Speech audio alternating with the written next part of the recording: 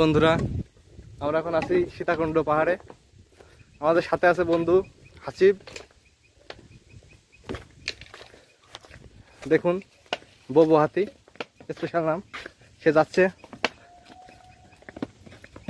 তারে দেখলে অবশ্য বোঝা যাচ্ছে যে ছোটখাটো একটা হাতি।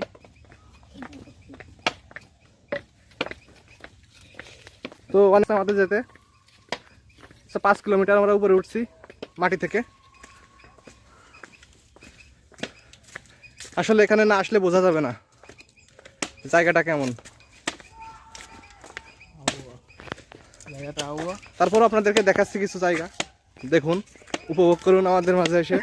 লাইভে তুই কি লাইভে গেছিস নাকি? আমি তো আমরা দেশে লাইভে গেছিলাম।